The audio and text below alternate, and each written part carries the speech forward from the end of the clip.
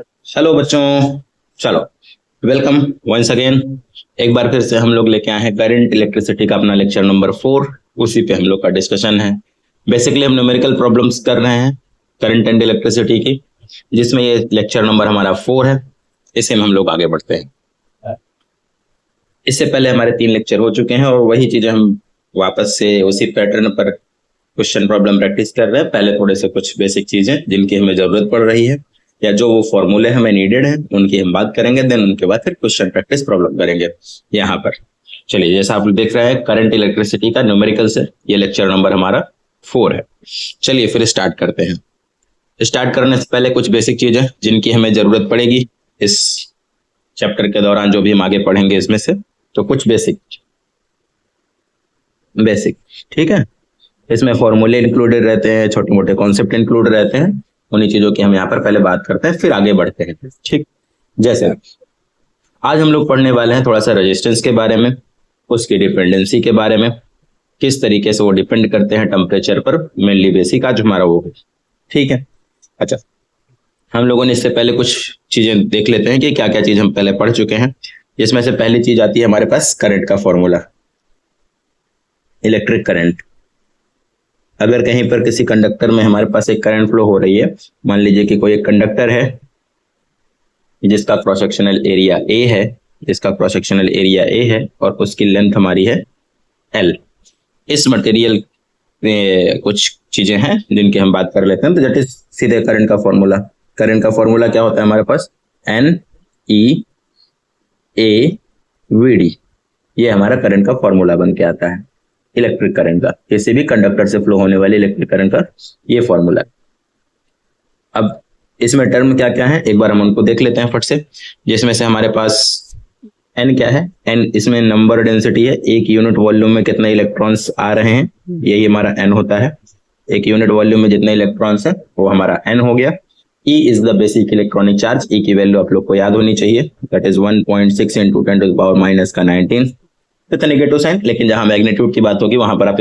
10⁻⁻⁻⁻⁻⁻⁻⁻⁻⁻⁻⁻⁻⁻⁻⁻⁻⁻⁻⁻⁻⁻⁻⁻⁻⁻⁻⁻⁻⁻⁻⁻⁻⁻⁻⁻⁻⁻⁻⁻⁻⁻⁻⁻⁻⁻⁻⁻ को इससे फर्क नहीं पड़ता है। कोई पड़ता है। वेयर एरिया क्या है? एरिया हमारे पास है क्रॉस सेक्शनल एरिया,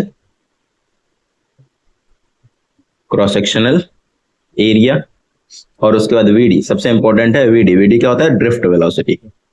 VD हमारे पास ड्रिफ्ट वेलोसिटी, ये ड्रिफ्ट वेलोसिटी है। और N is the number density of electron, ऐसा आप बोल सकते हो। ठीक है, N क्या है? नंबर डेंसिटी मतलब एक यूनिट वॉल्यूम में कितने इलेक्ट्रॉन्स हमारे पास हैं, यही हमारा N होता है। तो ये हमारे पास करंट का फॉर्मूला है।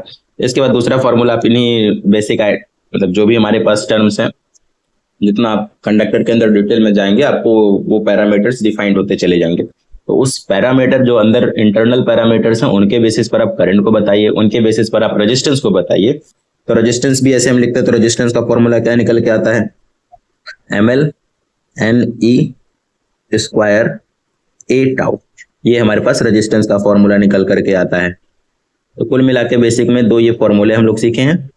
ये स्क्वायर क्यों नहीं बन रहा है? बन गया। ठीक, तो ये हो गया हमारे पास रेजिस्टेंस का फॉर्मूला। इसमें भी M क्या है? Mass of electron, L length of conductor, N वापस से वही चीज जो ऊपर है, E current electronic charge, A is the area of cross section, and tau. ये जो टाउ है ये एक इंपॉर्टेंट टर्म है। टाउ यहाँ पर क्या है? टाउ हमारे पास एक रिलैक्सेशन टाइम है। ये जो टाउ है इसको हम बोलते हैं रिलैक्सेशन टाइम।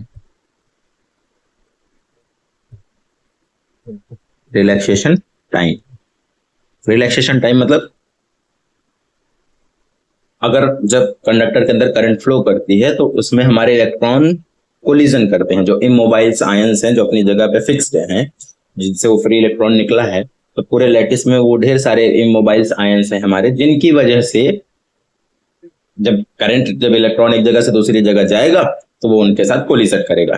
तो उस कोलिजन के दौरान जितना भी बीच का समय रहता है उसको हम बोलते हैं relaxation time. The time between 2 successive collision is known age relaxation time. तो 2 फॉर्मूले हमारे पास यहाँ हैं। इनसे आप कई सारे फॉर्मूले आगे बना सकते हैं, उनको आप ध्यान रखिएगा क्या क्या फॉर्मूले वैसे बन सकते हैं। चलिए हम अगले वाले पेज पर उनको देखेंगे। अच्छा, इससे पहले या इन्हीं पे थोड़ा सा देख लीजिए। अगर हम रेजिस्टेंस के बाद बात करें इनके में जरूरत नहीं, लेकिन आप इनको ध्यान रखिए, इनसे बनाते जाइए, बस हो गया। तो आपको आई पता है, आर पता है, आर से आप लिख सकते हैं, आर का फॉर्मूला आपको पता है, R is equal to rho L by a होता है। तो इसमें से आप, या पहले मैं आर को एक बार लिख देता हूं ताकि वापस से हमें चीजें फिर से अरेंज हो जाए। आर आपको पता है, आर होता है m l n E square a tau, ये आर हो गया। अब आर का ही उल्टा रेसिप्रोकल में हमारे पास आ जाएगा conductance, that is C. Conductance हमारे पास जी से डिनोट करते हैं हम कंडक्टेंस को, तो जी हो जाएगा हमारे पास N E square a tau upon M L, ये जी हो जाएगा। जस्ट इसी का रेसिप्रोकल करने पर आपको कंडक्टेंस मिल जाएगा। अब अगर आपको थोड़ा सा रेजिस्टेंस का फॉर्मूला याद हो, पीछे का रेजिस्टेंस का फॉर्मूला अगर आपको याद हो तो, एक सेकेंड, ठीक, अगर आपको रेजिस्टेंस का पीछे का फॉर्मूला याद हो तो रेजिस्टेंस में आप लिखते हो R is equal to rho L by a. तो अगर आप इसके साथ कंपेयर करेंगे रो एल बाई ए के साथ, यानी एल बाई ए को आप सेपरेट कर दीजिए, देन आप देखिए तो क्या आपको मिलेगा। उसके बाद हमको मिलेगा M N E square tau, और एल और ए को हमने थोड़ा सा साइड में लिख दिया। तो ये वाली जो क्वांटिटी बची are is equal to rho L by A से, तो ये वाली क्वांटिटी हमारी रो हो जाती है। रो यानी रजिस्टिविटी, तो अगर मैं रो को लिख दूं तो रो हो जाएगा हमारे पास m N E square tau resistivity. और रजिस्टिविटी का अगर आपने रेसिप्रोकल किया तो आपको मिल जाती है कंडक्टिविटी। तो कंडक्टिविटी को हम सिग्मा से डिनोट करते हैं, सिग्मा हो जाएगा एन ई स्क्वायर टाउ अपॉन एम। तो रजिस्टिविटी के बाद आपने निकाल लिया कंडक्टिविटी, ठीक। रजिस्टिविटी को जस्ट आप पलट देंगे, कंडक्टिविटी आपका आ जाएगा। कंडक्टिविटी के बाद फिर आप इससे और क्या कर सकते हैं, अच्छा, जो अगला नेक्स्ट वाला इंपॉर्टेंट फॉर्मूला निकल के आता है वो है हमारे पास vector form of ohm's law. Ohm's law क्या होता है, ओम्स लॉ है हमारे पास V is equal to I R. इसी का वेक्टर फॉर्म क्या बनता है, वेक्टर फॉर्म में हमारा इलेक्ट्रिक फील्ड और करंट डेंसिटी के बीच में रिलेशन हो जाता है। अच्छा, करंट डेंसिटी हम लोगों ने नहीं डिफाइन किया, चलिए भी आगे हम कर लेते हैं। तो J बराबर सिग्मा टाइम्स E हो जाता है, ये हमारा वेक्टर फॉर्म है ओम्स लॉ का, ये एक वेक्टर फॉर्म है। अब करंट डेंसिटी क्या होता है, करंट डेंसिटी यहाँ पर हम उसको डिफाइन कर दे रहे हैं, उसका फॉर्मूला लिख देते हैं। करंट डेंसिटी यानी J, J is defined as current passing I by A, current passing through an area normal to the direction of flow of current. ध्यान रखिएगा करंट के डायरेक्शन के नॉर्मल होना चाहिए। तो ये हो गया हमारे पास करंट डेंसिटी।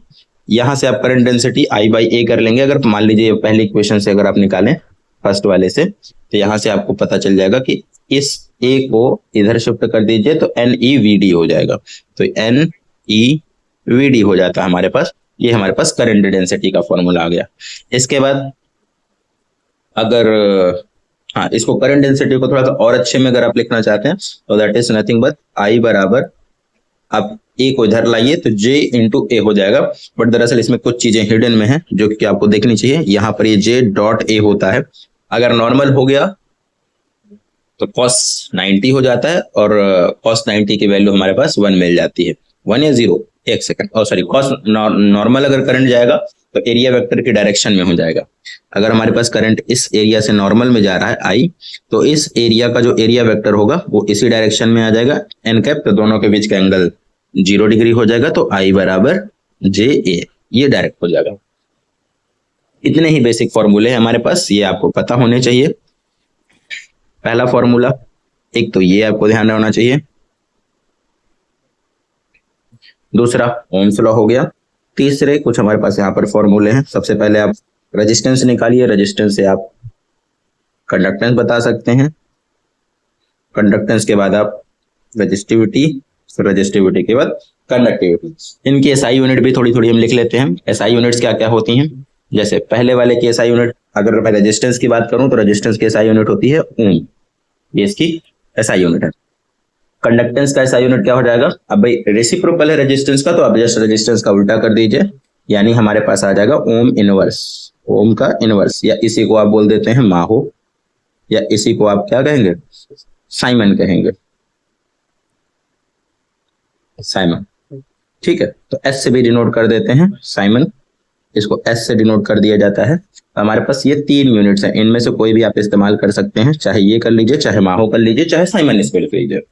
ठीक है, इसका ओम रहता है, ओम पर OH।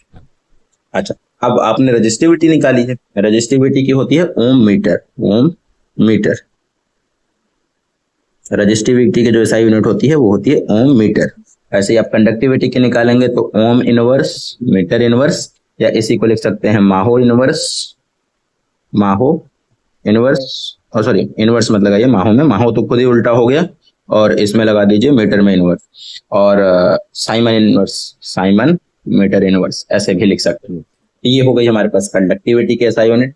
करंट डेंसिटी का क्या हो जाएगा, एम्पियर, करंट डेंसिटी J, इसका हो जाएगा एम्पियर पर मीटर स्क्वायर। ये हो गया, करंट की SI यूनिट हमारे पास होती है एम्पियर, रेजिस्टेंस की होती है ओम। चलिए, तो बस इतने ही कुछ बिल्कुल बेसिक हमारे फॉर्मूले थे करंट वाले चैप्टर के। इन पे बेसिक न्यूमेरिकल्स भी हम प्रैक्टिस करेंगे, लेकिन आज थोड़े से इस पे कम है, बट ये फॉर्मूले आपको याद रहने चाहिए। ठीक, चलिए। अच्छा, एक पेज की हमें और आवश्यकता पड़ेगी, इसको हम डबल कर लेते हैं।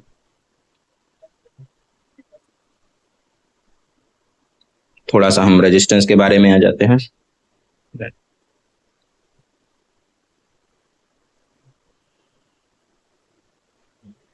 चलिए, फिर हम आ जाते हैं टेम्परेचर डिपेंडेंसी ऑफ रेजिस्टेंस पर, थोड़ा सा बात करते हैं क्या होता है temperature dependency of resistance.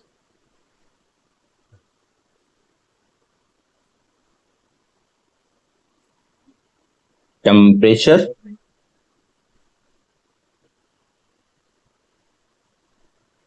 Dependency of resistance. Overall हम बातें करेंगे सिर्फ कंडक्टर के बारे में, कंडक्टर के बाद और किसी चीज की अभी हम चर्चा नहीं करेंगे, क्योंकि हम करंट इलेक्ट्रिसिटी इसमें बेसिकली कंडक्टर्स के बारे में ही सारी चीजें पढ़ रहे हैं, तो कंडक्टर्स के बारे में ही अपने आपको हम रखेंगे सीमित। चलिए, मान लीजिए कि आपके पास एक कंडक्टर है, इस कंडक्टर में कुछ इमोबाइल आयंस होंगे, हर जगह पे इसके प्रेजेंट होंगे। इमोबाइल आयंस मतलब ये ऐसे आयंस हैं जो कि मूव नहीं कर रहे हैं, इसका कुछ ना कुछ क्रॉस सेक्शनल एरिया होगा। अब इसमें कुछ ऐसे इलेक्ट्रॉन्स होंगे जो इधर से उधर जा रहे हैं, ये इलेक्ट्रॉन मूव करेंगे, ये फ्री इलेक्ट्रॉन्स हैं जो कि कंडक्टर में करंट का कॉज बना है। आपने इसके अक्रॉस पोटेंशियल डिफरेंस अप्लाई किया तो कंडक्टर में इलेक्ट्रॉन्स का फोर्स लगेगा। भाई आपने पोटेंशियल डिफरेंस अप्लाई किया, पोटेंशियल डिफरेंस की वजह से कंडक्टर के अंदर इलेक्ट्रिक फील्ड आई, उस इलेक्ट्रिक फील्ड में फ्री चार्जेस हमारे रखे हुए हैं। अब वो फ्री चार्जेस क्या करेंगे, मूव करेंगे opposite to the direction of electric field, क्योंकि करंट की वजह से, इलेक्ट्रॉन की वजह से इलेक्ट्रॉन अपोजिट मूव करता है, तो ये मूव करेंगे। अब जब इनका मोशन होगा तो ये टकराएंगे। अब इनके टकराने से होगा क्या, आपने अभी भी फॉर्मूला पढ़ा था कि रेजिस्टेंस का फॉर्मूला हमारे पास क्या है, रेजिस्टेंस का फॉर्मूला हमारे पास निकल के आता है ML/NE स्क्वायर A टाउ। इससे आपने रेजिस्टिविटी निकाली थी, रेजिस्टिविटी बस L अब A को हटा दीजिए तो ये हो जाएगा हमारे पास MNE स्क्वायर, A हटाएंगे टाउ आएगा। तो ये मेनली उस कंडक्टर की प्रॉपर्टी कहलाता है।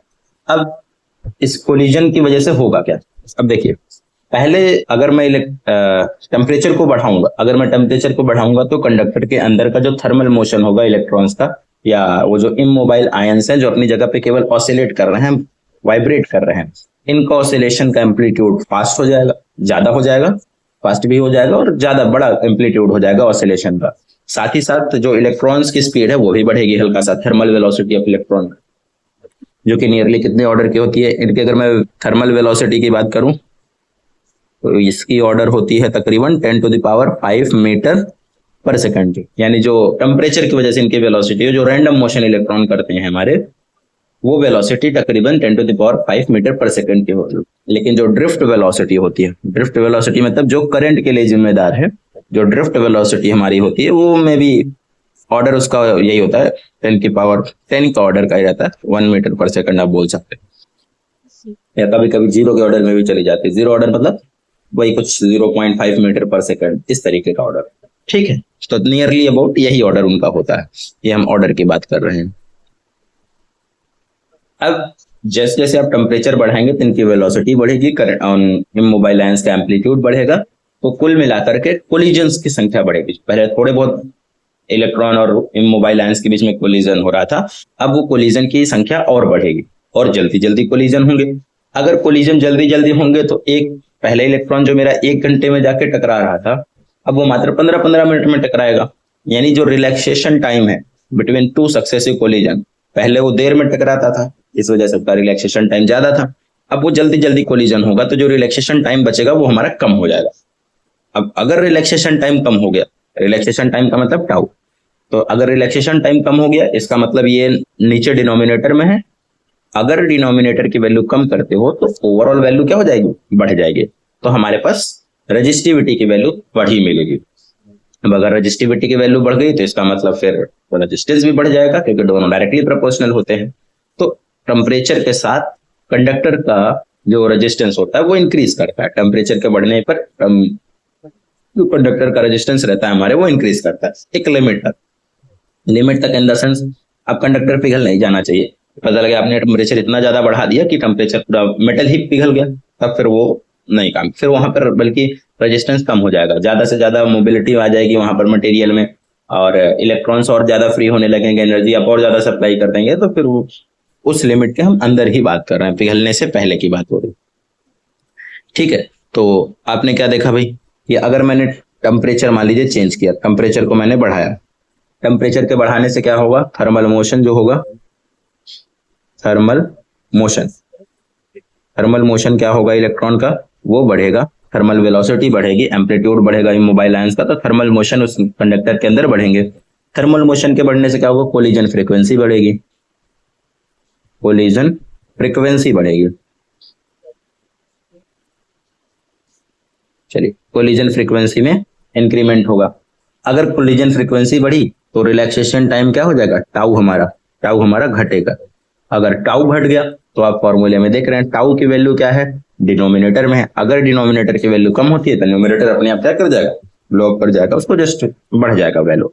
यहाँ से रजिस्टिविटी की वैल्यू इंक्रीज करेगी। अब अगर रजिस्टिविटी की वैल्यू इंक्रीज किया तो आप रेजिस्टेंस का फॉर्मूला एकदम बेसिक वाला जानते हैं, रेजिस्टेंस बराबर रो एल बाई ए होता है। तो अगर रजिस्टिविटी बढ़ गया तो रेजिस्टेंस भी हमारा क्या कर जाएगा, बढ़ जाएगा। तो इस कारण से यहाँ पर हमारे पास इंक्रीमेंट देखने को हमको मिलता है कंडक्टर के रेजिस्टेंस में, अगर हम टेम्परेचर को चेंज करते हैं तो। ठीक, अच्छा, तो इसकी डिपेंडेंसी का कुछ ना कुछ तो फॉर्मूला होना चाहिए निकालने के लिए। तो सबसे पहले हम देख लेते हैं उसी फॉर्मूले को। तो कंडक्टिविटी जो हमारी होती है रो, जो हमारे पास कंडक्टिविटी है ये डिपेंड करती है टेम्परेचर पर। तो रो एट टी बराबर rho at 0 1 plus alpha delta T.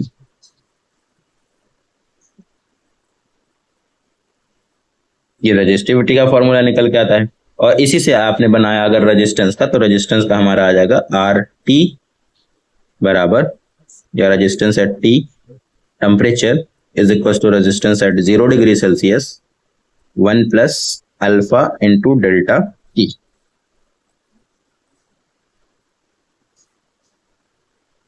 ये हमारे पास फॉर्मूला निकल के आता है। ये जो फॉर्मूला है ये हमें बताता है कि हमारा जो रेजिस्टेंस है वो टेम्परेचर के साथ किस तरीके से वेरी करता है। इसमें कुछ बातें एकदम खास है, ध्यान देने वाली बातें हैं।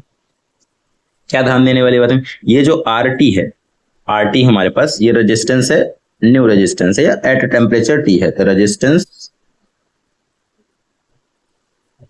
एट टेम्परेचर टी,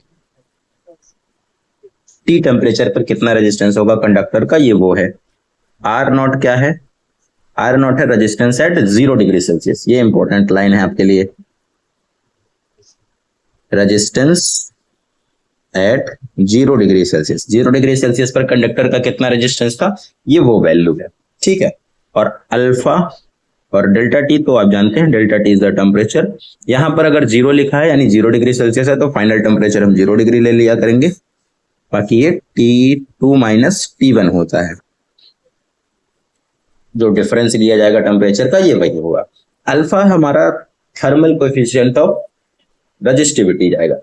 ठीक है, अल्फा क्या होता है, थर्मल कोएफिशिएंट ऑफ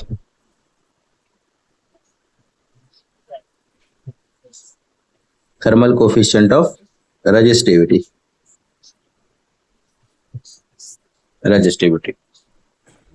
अच्छा, ये क्या होता है भाई?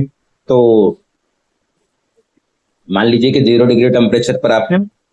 अब आपने टेम्परेचर को 1 डिग्री इंक्रीज किया, टेम्परेचर को आपने 1 डिग्री इंक्रीज किया। अगर आपका पहले से मान लीजिए कि हमारे पास एक वायर थी जिसका कंडक्टर का रेजिस्टेंस 1 ओम था, तो उस 1 ओम के कंडक्टर पे 1 डिग्री टेम्परेचर बढ़ाने पर कितना चेंज आएगा रेजिस्टिविटी में? मेनली हम रेजिस्टिविटी की बात करते हैं, डिफाइनिंग वहीं से करते हैं। तो रेजिस्टिविटी के टर्म्स में अगर डिफाइन करिए तो कितना रेजिस्टिविटी में चेंज आएगा per unit resistivity per unit change in temperature.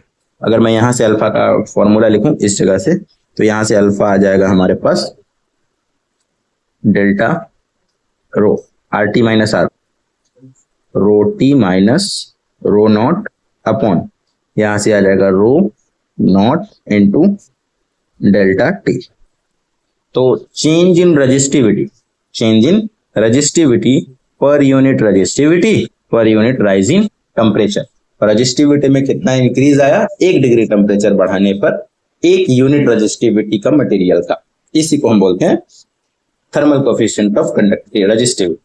ठीक है, एक तरह से आप नॉर्मली समझ लीजिए। तो जैसे 0 डिग्री पे हो और 0 डिग्री के बाद अगर आपने टेम्परेचर को इंक्रीज किया 1 डिग्री बढ़ाने पर 1 यूनिट रेजिस्टिविटी, इसको इग्नोर भी करिए अभी फिलहाल के लिए।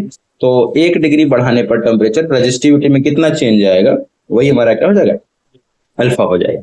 अच्छा, इसकी एक खास बात, अल्फा की वैल्यू जो होती है वो अलग अलग टेम्परेचर से अगर आप नापेंगे तो अलग अलग आएगा। जैसे 0 डिग्री से आपने 1 डिग्री टेम्परेचर बढ़ाया तो रेजिस्टेंस मान लीजिए 5 यूनिट बढ़ा, 5 ओम बढ़ा। लेकिन यहीं पर अगर आप 50 से 51 बढ़ाएंगे तो रेजिस्टेंस ज्यादा बढ़ सकता है। ठीक है, आप ऐसा नहीं कह सकते कि 10 से 11 करने पर भी मेरा 5 ओम ही बढ़ेगा, 50 से 51 डिग्री टेम्परेचर करने पर भी मेरा 5 ओम ही बढ़ेगा, या 100 से 101 डिग्री टेम्परेचर करने पर भी मेरा 5 ओम ही बढ़ेगा। तो आप इसको हर जगह पे इस्तेमाल नहीं कर सकते।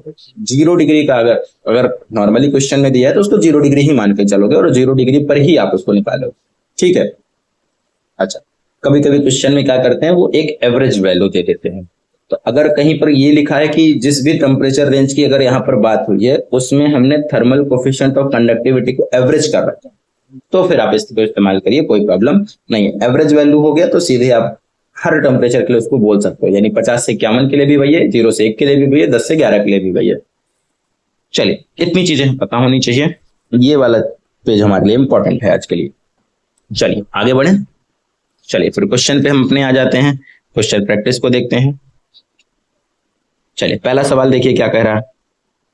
पहला सवाल हमारे लिए, the resistance of a platinum wire of a platinum resistance thermometer. एक हमारे पास प्लेटिनियम रेजिस्टेंस थर्मोमीटर है। ये एक थर्मोमीटर होता है जिसके अंदर एक हम रेजिस्टेंस वायर का यूज करते हैं जो कि प्लेटिनियम की बनी होती है। ठीक है, उसी से हम मेजर करते हैं चीजों का टेम्परेचर मेनली मेजर किया जाता है। रेजिस्टेंस के वेरिएशन से प्लेटिनियम के बारे में आपने स्टडी की, प्लेटिनियम की एक वायर के बारे में आपने स्टडी किया कि किस डिग्री पर राइज करने पर कितना टेम्परेचर चेंज हो रहा है, या कितना टेम्परेचर चेंज करने पर कितना रेजिस्टेंस में चेंज हो रहा है। फिर आप उसी को ले जाकर के इस्तेमाल करते हैं एट आइस पॉइंट। अच्छा, आइस पॉइंट का मतलब 0 डिग्री सेल्सियस। तो हमने नापा आइस पॉइंट पर इसका टेम्परेचर कितना है। आइस पॉइंट पर इस चीज का टेम्परेचर है, आइस पॉइंट। सबसे पहले आप गिवन डाटा को लिखिए, गिवन सबसे इंपॉर्टेंट होते हैं भाई, पता तो रहना चाहिए कि क्या क्या चीजें हमारे पास अवेलेबल। गिवन आइस पॉइंट मतलब 0 डिग्री सेल्सियस, तो टी नॉट हमको दे रखा है 0 डिग्री सेल्सियस, और इस पर जो रेजिस्टेंस है वो कितना है, वो है हमारे पास 5 ओम का। And the resistance at the steam point. Steam point का मतलब क्या हो गया, स्टीम पॉइंट से आप समझते हैं 100 डिग्री सेल्सियस, तो T2 जो कह लीजिए, T100 हम T2 लिख लेते हैं, या 100 ही रहने देते हैं।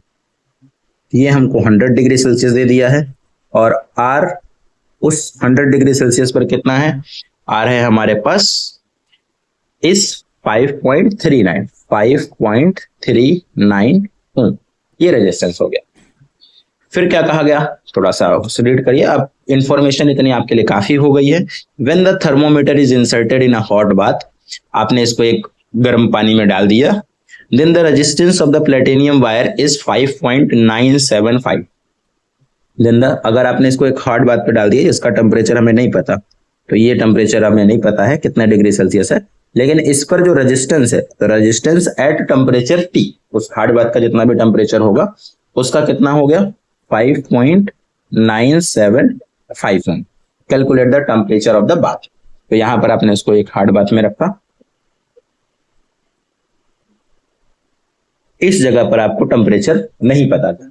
अब आप रेजिस्टेंस है, थर्मोमीटर उसको इंसर्ट करेंगे, तो जिस हिसाब से रेजिस्टेंस उसमें चेंज हुआ होगा उसके लिए वो आपको एक टेम्परेचर की रीडिंग दे देगा कि हाँ भैया इतना डिग्री बढ़ने पर इतना चेंज हो रहा था, तो इतना टेम्परेचर यहाँ पर होना चाहिए। अब इस चीज का कैलकुलेशन आपको मैथमेटिकल करना।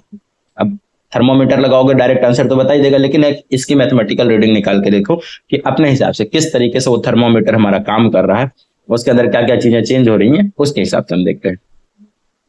अच्छा, तो ऑब्वियस सी बात है कि आपको निकालना है टेम्परेचर। अगर टेम्परेचर निकालना है तो आप यही फॉर्मूला इस्तेमाल करेंगे, R एट T बराबर R at 0 degree Celsius 1 plus alpha delta T, ये लिखेंगे। अच्छा, इसमें एक चीज ध्यान रखने वाली बात होती है कि जो अल्फा होता है, ये अल्फा हमारा 0 डिग्री से दिया है। अगर वो एवरेज करके दिया होता तो मैं सीधे इस फॉर्मूले में ऐसे इस्तेमाल कर लेता, R2 बराबर R1 1 plus alpha delta T, यानी आप यहाँ पे R1 रख सकते थे अगर अल्फा की वैल्यू हमें एवरेज करके दी गई होती, लेकिन यहाँ पर एवरेज करके नहीं दी गई है। यहाँ पर उन्होंने सीधे सीधे बोल रखा है थर्मल कोफिशिएंट। अच्छा, उन्होंने दिया ही नहीं है रेजिस्टेंस, लेकिन दिया है, तो हम निकालेंगे पहले उसका अल्फा। अल्फा निकालने के बाद फिर इसमें हम सब्स्टिट्यूट करेंगे, देन हमारे पास उस रेजिस्टेंस की वैल्यू आ जाएगी। तो बाकी की इंफॉर्मेशन किस लिए दी है पता चला। अब सबसे पहले देखिए दिया क्या है, रेजिस्टेंस एट T हमको दे रखा है 5 पॉइंट, ये दिया हुआ है। R0 आपको ऊपर वाले डाटा से मिल जाएगा, इस वाले से मिल जाएगा आपको 1 प्लस डेल्टा T, क्या आपको पता है? तो डेल्टा T नहीं पता है भाई, डेल्टा T मतलब final temperature minus initial temperature, तो फाइनल टेम्परेचर T है, तो T जी ही तो हमको निकालना है, और शुरुआत वाला यहाँ पर 0 डिग्री का है, तो वो तो 0 डिग्री है, वो तो नोन है। ठीक है, सबसे पहला काम क्या करेंगे, आप अल्फा की वैल्यू कैलकुलेट करेंगे।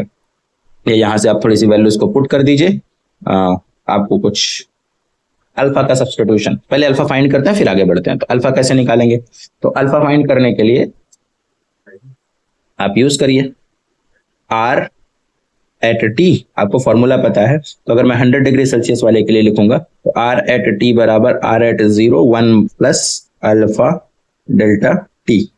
अब इसमें क्या हो जाएगा, R एट T मतलब R एट 100 डिग्री सेल्सियस बराबर R at 0 degree Celsius 1 plus alpha 100 minus 0, यही आप लिखेंगे।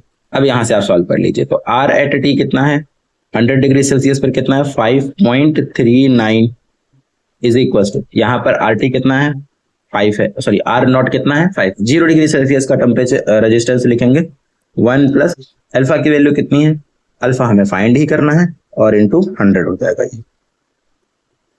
अच्छा, तो यहां से आप देखिए 5.39 इधर से आ जाएगा अपॉन में 5, ये डिवाइड में चला जाएगा, और फिर उसके बाद अगर हम यहाँ पे 1 प्लस 100 अल्फा लिख देते हैं, 100 अल्फा, 1 को भी इधर ला लीजिए, तो जैसे ही आप 1 को इधर लाएंगे तो 5 माइनस एलसीएम भी ले लीजिए, 5.39 अपॉन 5 माइनस का 1 इज इक्वल टू 100 अल्फा। तो अल्फा यहां से कितना आ रहा है सॉल्व होकर के, तो देखिए अल्फा बराबर ये 100 भी हम आगे उधर शिफ्ट कर देंगे, या अभी फिलहाल के लिए नोट कर दीजिए, 100 अल्फा बराबर 5.39 एलसीएम लेंगे, 5.39 माइनस का 5 अपॉन 5, यहां से आ गया अल्फा बराबर आपके पास 0.39 अपॉन में क्या है 5 इंटू 100। अच्छा, अगर आप इंटू 2 कर लेंगे तो आपके पास 5 का डिवाइड करना आसान होगा, या फिर चलिए डिवाइड ही कर लीजिए, 5 का तो आसान रहता है, 5 से डिवाइड करेंगे तो 0.0 आ जाएगा, और 5 7 जा 35, तो यहाँ पर 7 हो गया, और 35 में 4 बचा, 5 8 जा 40, तो इंटू 10 की पावर माइनस का 2, इसको लिख सकते हैं अल्फा बराबर 7.8 into 10 to the power minus का 4, और per degree inverse, per degree Celsius inverse, इसकी यूनिट हो जाती है 1 डिग्री टेम्परेचर बढ़ाने पे। ऊपर था चेंज इन रजिस्टिविटी, तो वो और नीचे रजिस्टिविटी, दोनों की यूनिट सेम होगी, वो दोनों कैंसिल हो जाएंगे, सिर्फ नीचे टेम्परेचर बचेगा तो उसी की यूनिट आ जाएगी। अब आपको अल्फा पता है, आप डायरेक्ट वैल्यू अल्फा की निकाल करके वहां पर सब्सटीट्यूट कर दीजिए, आपका काम हो जाएगा।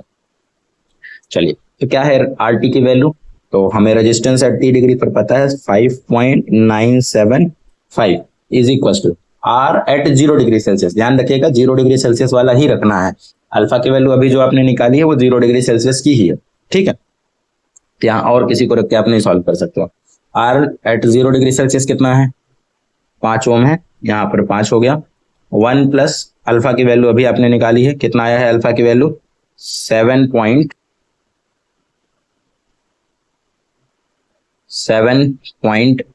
इंटू 10⁻⁻⁴ और डेल्टा टी कितना आएगा, तो डेल्टा टी अभी अस्सी बात है T minus 0 degree Celsius. 0 degree Celsius दूसरा वाला टेम्परेचर हमारे पास 0 डिग्री सेल्सियस का है। यहाँ से कितना आ जाएगा 5.975। अब मैं थोड़ा सा इसको डायरेक्ट स्टेप कर रहा हूँ, ये वाला 5 इधर आकर डिवाइड हो जाएगा, फिर आप इधर से एक 1 लाएंगे तो माइनस का 1 हो जाएगा, और ये हो गया हमारे पास 7.8 इंटू 10⁻⁻⁴ टी।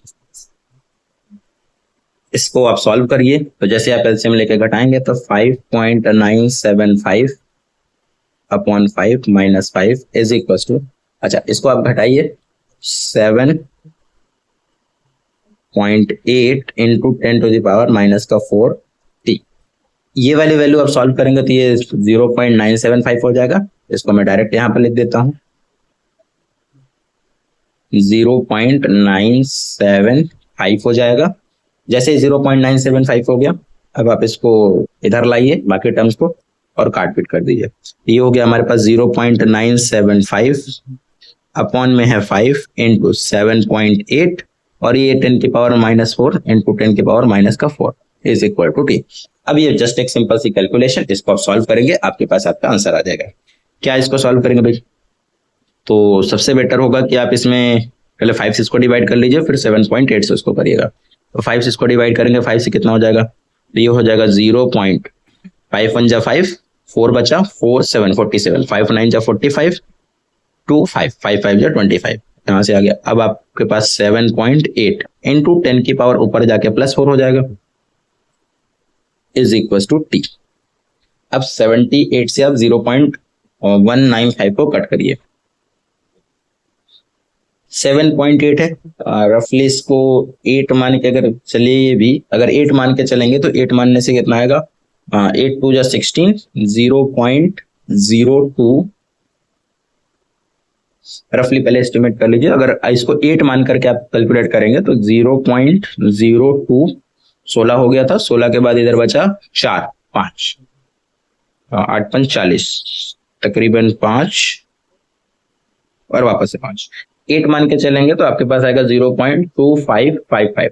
जैसे थोड़ा सा आप ज्यादा कर लीजिए, 0.3 इसको कर लीजिए क्योंकि आपने इससे डिवाइड किया है, तो रफली एस्टिमेट आपका, या 0.27 कर लीजिए, ठीक रहेगा। तो इसको मैं लिख देता हूँ 0.027 कर देता हूँ, ठीक है, इंटू 10⁴ टेम्परेचर आ गया। अब टेम्परेचर ये कितना आ रहा है, अब ये 3 डिजिट यहाँ पे है तो 270 डिग्री सेल्सियस, ये हमारा टी आ गया। तो टेम्परेचर कितना आ रहा है, 270 डिग्री सेल्सियस का टेम्परेचर हमारे पास आ गया। जो नया टेम्परेचर होगा वो हमारा 270 डिग्री सेल्सियस का होगा।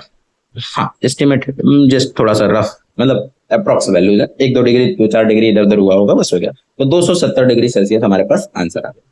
कोई दिक्कत यहाँ तक? चलिए नेक्स्ट क्वेश्चन, बात का जो बात हमारा था, मतलब जिसपे थर्मोमीटर को डुबाया गया था, उसका टेम्परेचर आ गया। चलिए दूसरा क्वेश्चन देख रहे हैं। A nichrome heating element connected to a 220 volt supply draws an initial current of 2.2 ampere. तो मेरे पास एक मान लीजिए नाइक्रोम का वायर था, आपने इसको 220 वोल्ट सप्लाई से कनेक्ट किया और ये करंट कितना ले रहा है, 2.2 ओम। तो एक हल्का सा डायग्राम बना लेते हैं। एक हमारे पास नाइक्रोम का वायर था, अब इसमें क्या होगा, आपने इस पर एक पोटेंशियल लगाया, पोटेंशियल मतलब बैटरी से लगाया। बैटरी कितने वोल्ट की है, बैटरी हमारे पास 220 वोल्ट की है।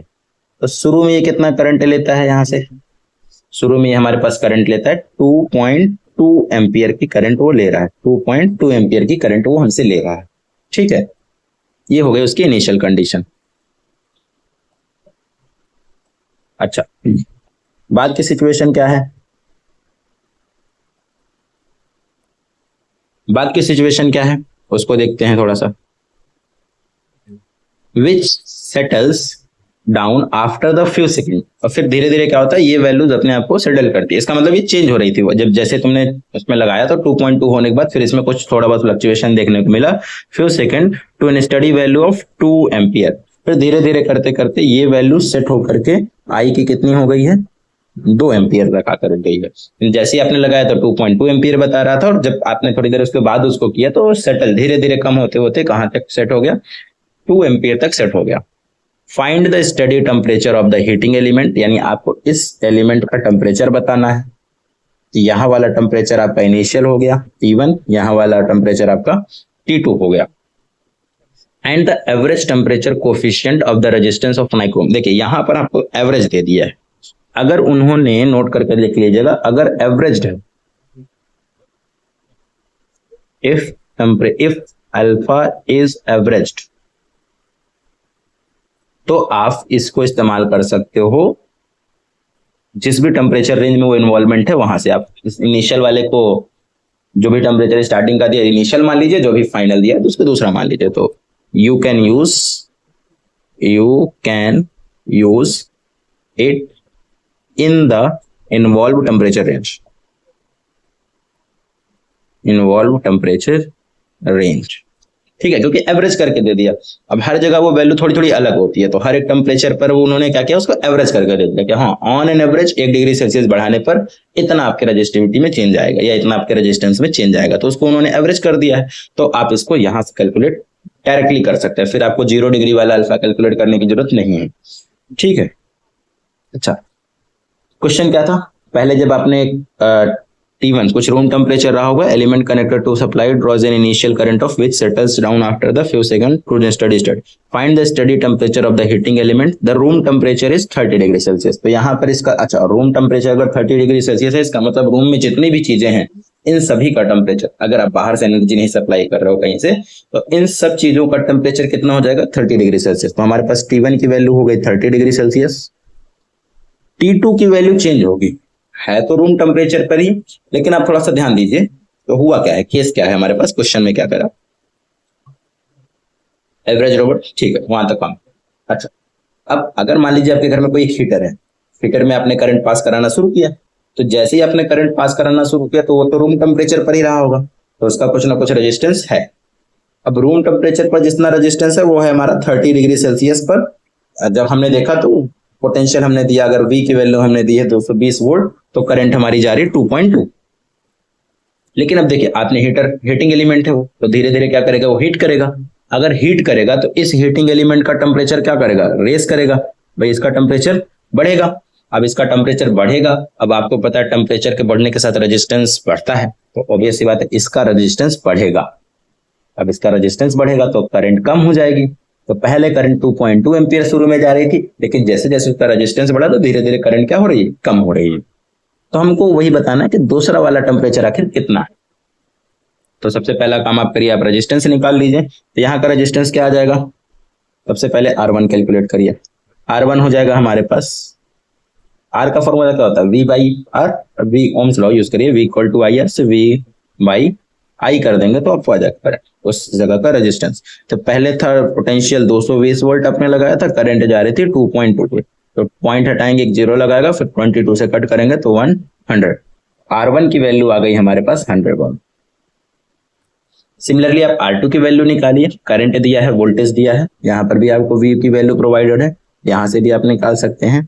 तो R2 कितना आएगा, V बाई I, V है हमारे पास 220 वोल्ट और I की वैल्यू है 2 एम्पियर।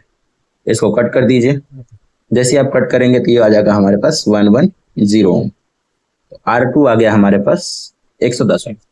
अब देखिए, अगर ये जो थर्मल कोफिशिएंट की वैल्यू है हमको एवरेज करके नहीं दी गई होती, तब हम R1 के लिए अलग 0 डिग्री सेल्सियस के लिए लिखते हैं आइडेंटिटी, फिर R2 के लिए अलग लिखते, देन इसको सिंप्लीफाई करते। लेकिन यहाँ पर अल्फा हमारा एवरेज करके दे दिया गया है। अगर अल्फा एवरेज करके दे दिया गया है, इसका मतलब आप सीधे ये आइडेंटिटी इस्तेमाल कर सकते हैं, दैट इज वो आपको छूट दे रहे हैं कि भाई आप इसको इस्तेमाल कर लीजिए कि R2 जो है वो R1 1 plus alpha delta T होगा। अब यहाँ पर R2 बराबर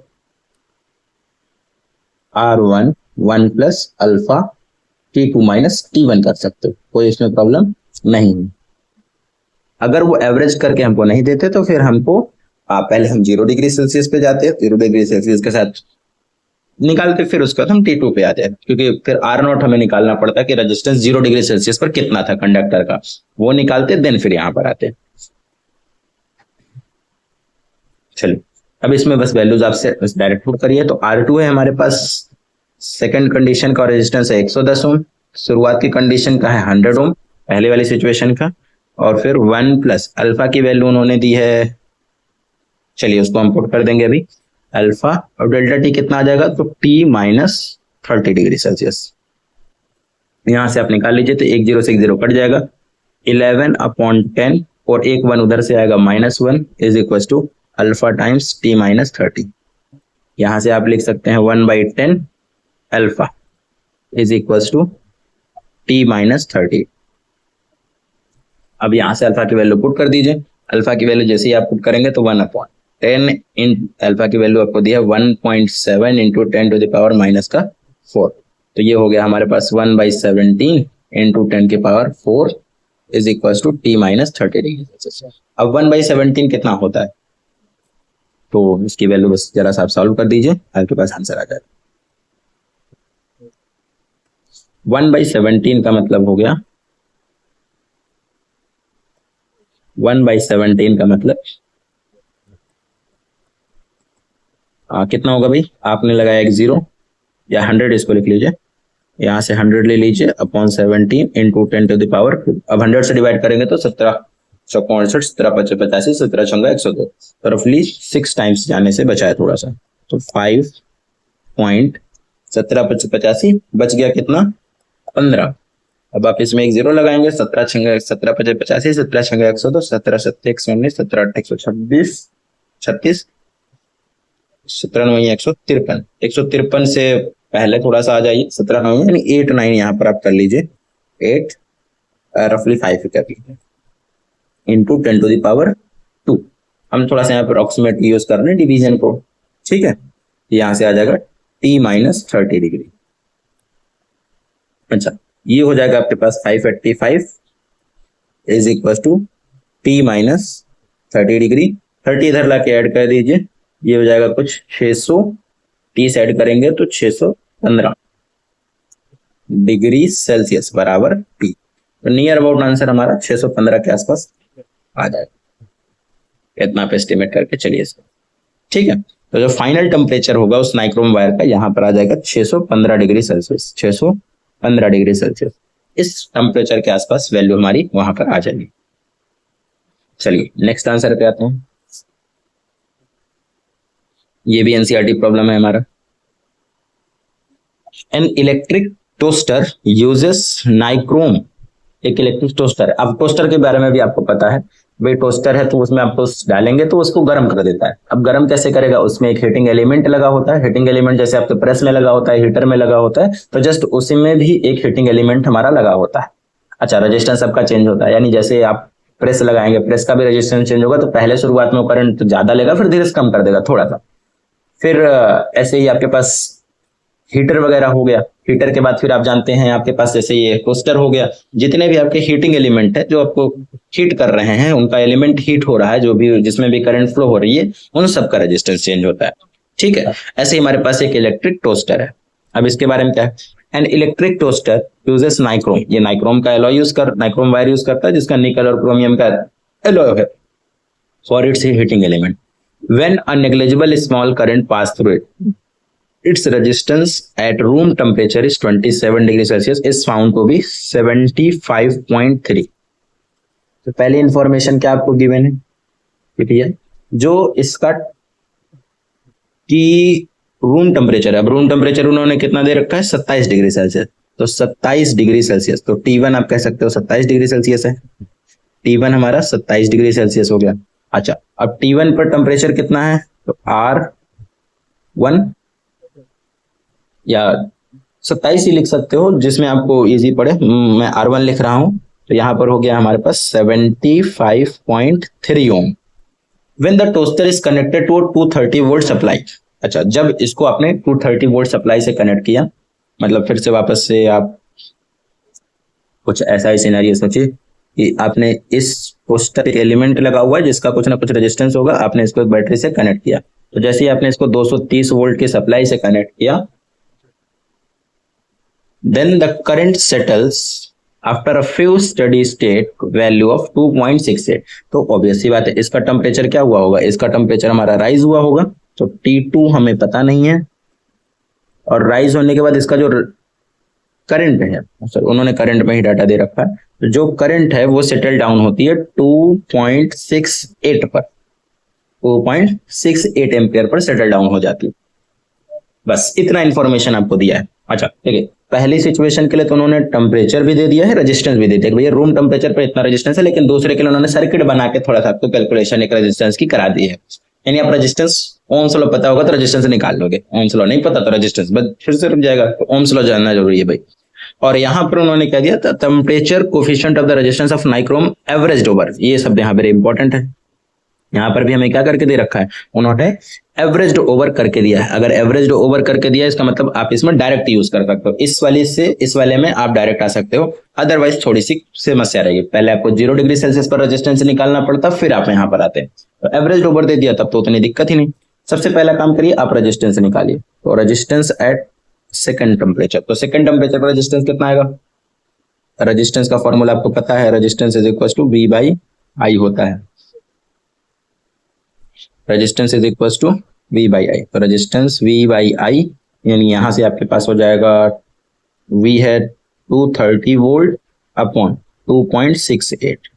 अब देखिए 2.68 से आपको डिवाइड करना है 230 को, कितना आएगा इसका,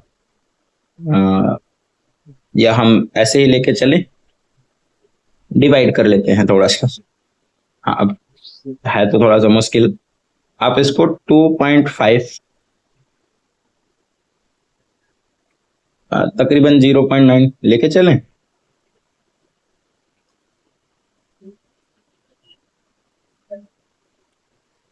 चलिए, हाँ, और लगभग उसी के हम लोग अप्रोक्सीमेट थोड़ा सा इस्तेमाल करते हैं। देखिए इसमें से पॉइंट हटाएंगे तो ऊपर 2 जीरो आ जाएंगे, यानी 100 हो जाएगा। तो आप 268 को 30 से डिवाइड करिए। तो थोड़ा सा ध्यान रखें, मतलब अगर आप गौर करिए तो अगर मैं 268 को 10 टाइम्स ले जाता तो यहाँ पर हो जाता 2680, ठीक है। और मुझे 9 टाइम्स अगर मैं ले जाऊंगा तो इसमें से 268 माइनस कर दो। तो 268 अगर मैं इसमें से माइनस कर दूंगा तो हो जाएगा मेरे पास कितना, 268 अगर मैं घटा देता हूँ तो 10 में से 2 गया 8, और 7 में से 6 गया 1, और 6 में से 4, तो 2418, यानी 2.418, 2418। तो पहले इसको आप 9 टाइम्स भी नहीं जाएगा क्योंकि 241 आ रहा है, थोड़ा सा ज्यादा आ जाएगा।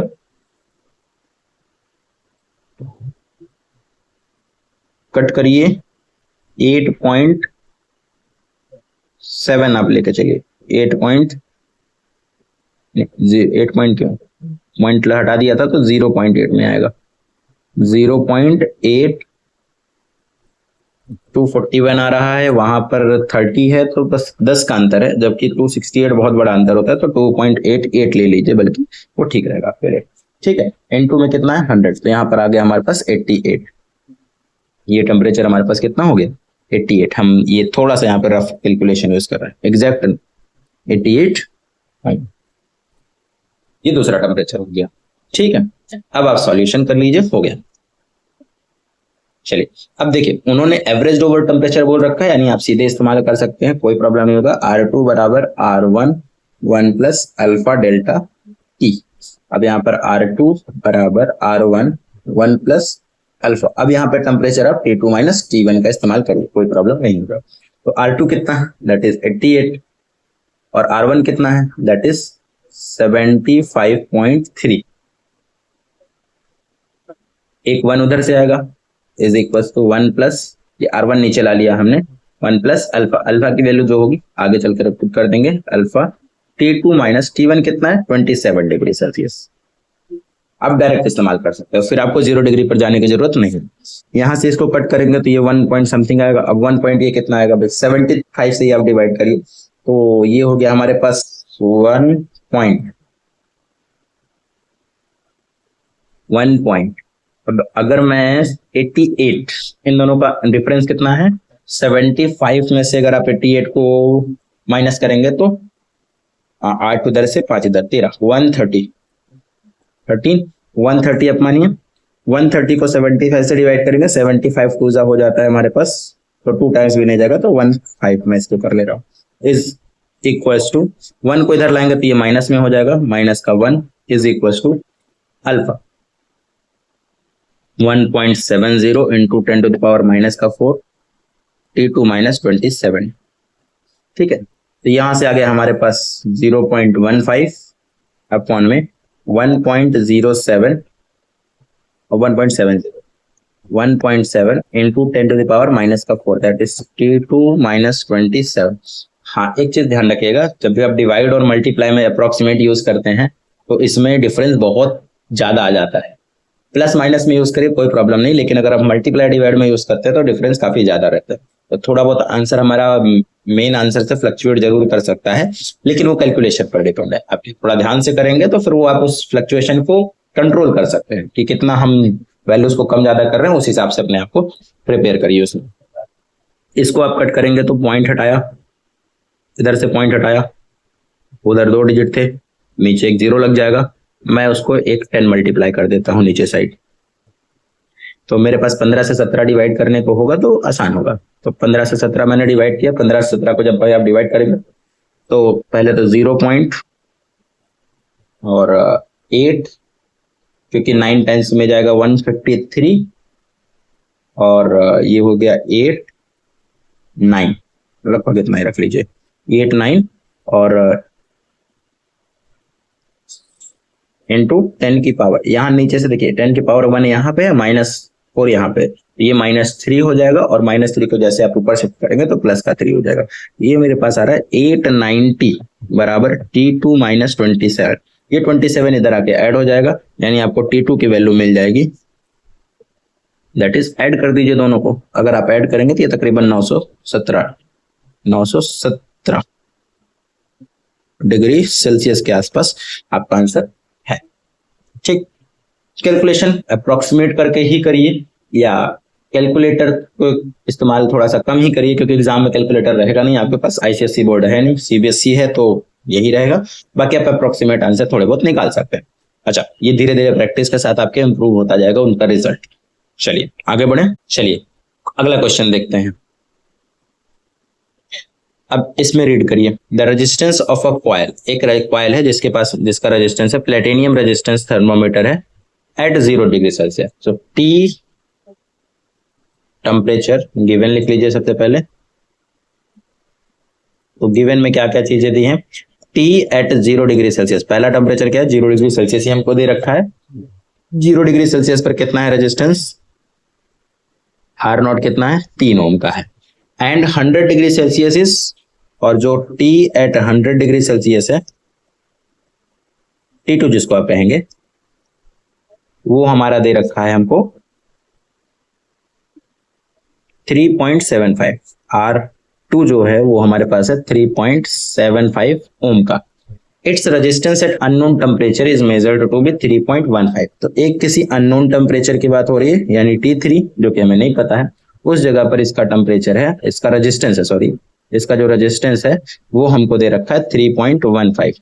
अच्छा, इनके बीच में कहीं आएगा क्या, तो वैसे ही लिख लीजिए, इसको नीचे कर देते हैं, इसको हम बीच में कर देते हैं, हमको ये रेजिस्टेंस हमें नहीं पता है, ऑब्वियसली बात है 15 है, बीच में होगा कहीं ना कहीं, measured by 1, calculate the unknown temperature. अब यहाँ पर आपको अननोन टेम्परेचर कैलकुलेट करना है, टेम्परेचर है तो कैलकुलेशन शायद इजी जाएगी, क्योंकि जस्ट पिछले वाले की तरह इसमें भी होगा तो फिर गड़बड़ है, तो हम करेंगे तो वैसे ही, तो ऑब्वियसली बात है आपको इस बार 0 डिग्री का दे दिया है, और कैलकुलेशन में आपको टेम्परेचर निकालना है, तो शायद कैलकुलेशन आसान पड़े, अब अगर आपको T3 निकालना है तो सबसे पहला काम क्या करना चाहिए? अच्छा, T3 की अगर मुझे वैल्यू चाहिए, देखो भाई, अगर मुझे T3 चाहिए तो T3 के लिए मुझे, अगर मैं फॉर्मूला लिखूंगा तो क्या जो हो जाएगा, R at 3 is equal to R naught होगा 1 प्लस अल्फा डेल्टा टी। अच्छा, डेल्टा टी क्या होगा? तो T उस समय का टेम्परेचर माइनस 0 डिग्री सेल्सियस, तो यहां से आपका टी आ जाएगा। अच्छा, अब आपको टी निकालना है, ये तो टी आपको खुद फाइंड करना है, ये वाली वैल्यू। यानी बचा क्या क्या? एक चाहिए आपको R3 जो कि यहाँ पर दे रखा है, ये रहा आपके पास R3। R नॉट जो कि आपको यहाँ पर दे रखा है, इन्होंने R नॉट पता है। अल्फा चाहिए, तो अल्फा का काम सबसे पहले आप निकालिए, क्योंकि अल्फा हमारा कब का टेम्परेचर होता है? 0 डिग्री सेल्सियस का। तो सबसे पहले आप अल्फा कहाँ पर निकालते हैं? 0 डिग्री सेल्सियस पर। एवरेज वगैरह कुछ यहाँ पर उन्होंने बात नहीं किया, तो आप इसको डायरेक्ट नहीं इस्तेमाल कर सकते। ये दिया होता है एवरेज करके तो हम इस्तेमाल कर लेते, लेकिन एवरेज करके नहीं दिया, यानी आप पहले 0 डिग्री सेल्सियस से अल्फा निकालेंगे, देन यहाँ पर पुट करेंगे।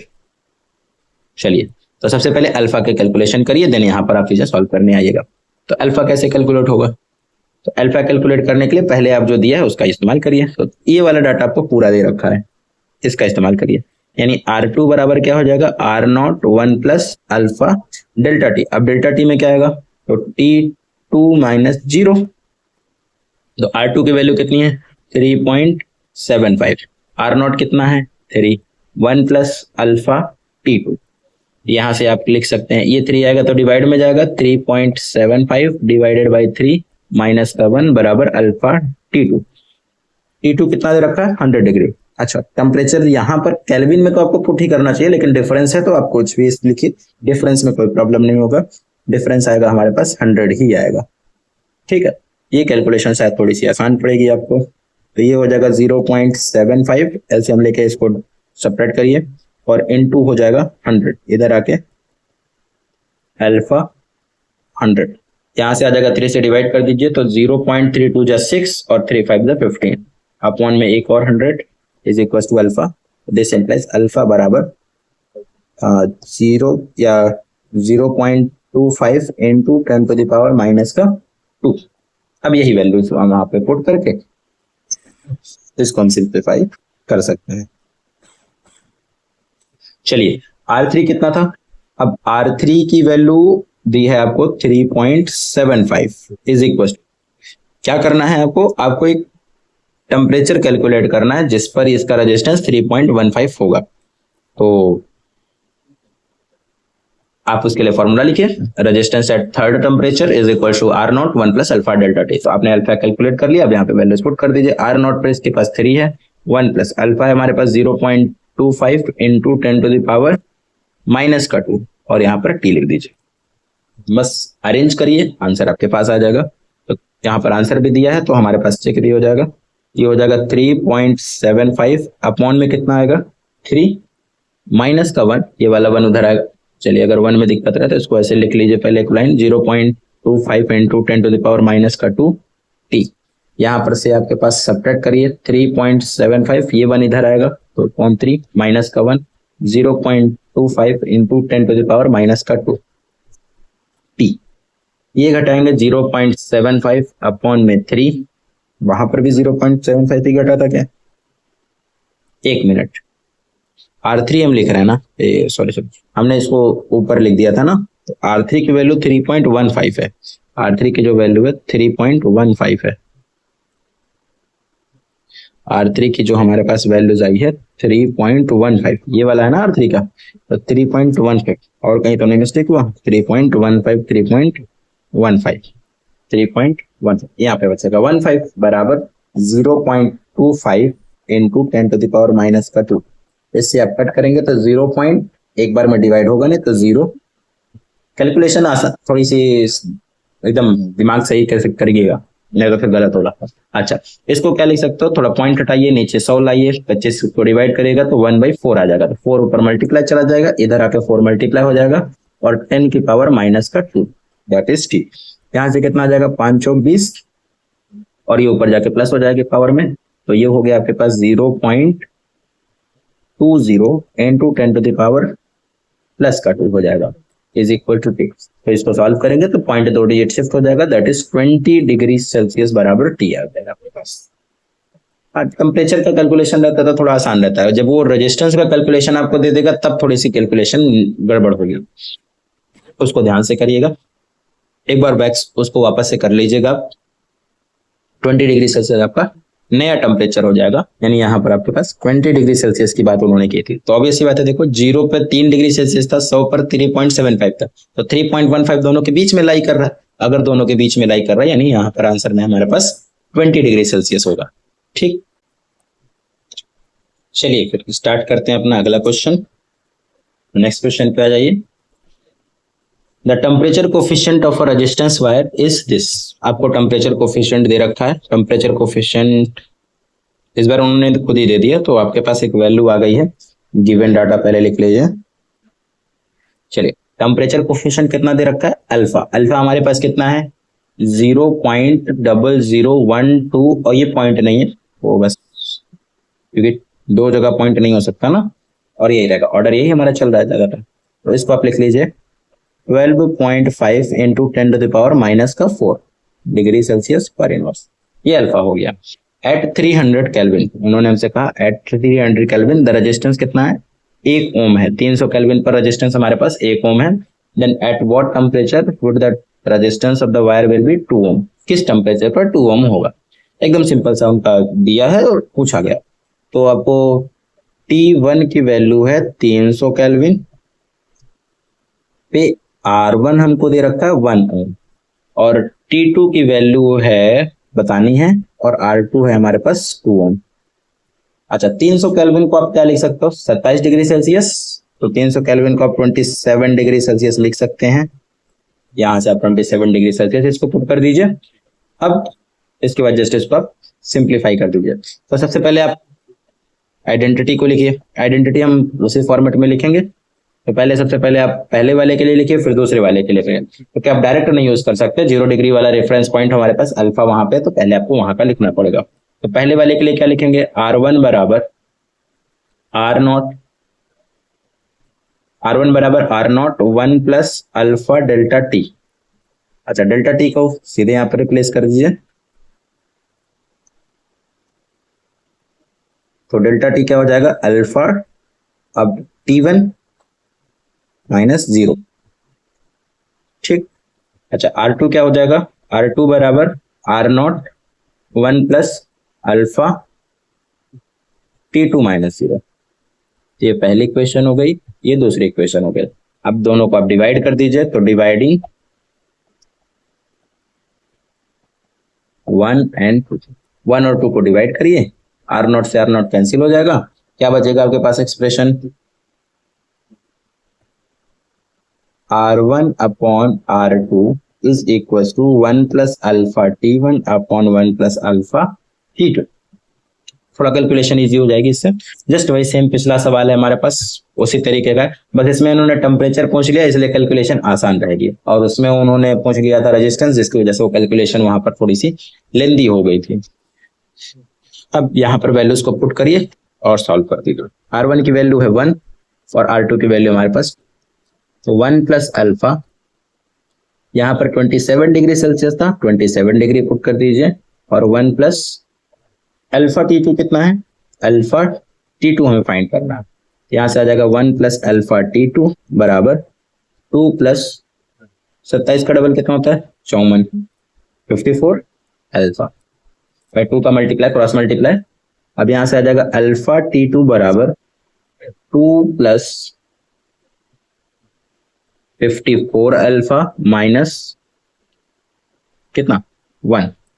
यहां से आ जाएगा T2 बराबर 1 प्लस 54 अल्फा अपॉन एक नीचे अल्फा, भाई 2 माइनस 1 करेंगे 1 आ जाएगा, और ये वाला अल्फा भी नीचे चला गया। तो T2 का वैल्यू आप यहाँ से सिंपली कैलकुलेट कर सकते हैं। तो 1 प्लस 54 इंटू 112.5 इंटू 10⁻⁴ अपॉन यहाँ से 12.5 इंटू 10⁻⁻, माइनस का हो रहा है। चलिए, कितना हो जाएगा ये?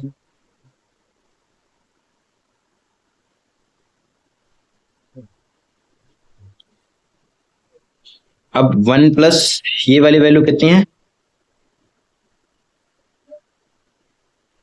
हाँ, अब ये कैलकुलेशन थोड़ा सा है बस, इसमें ज्यादा नहीं।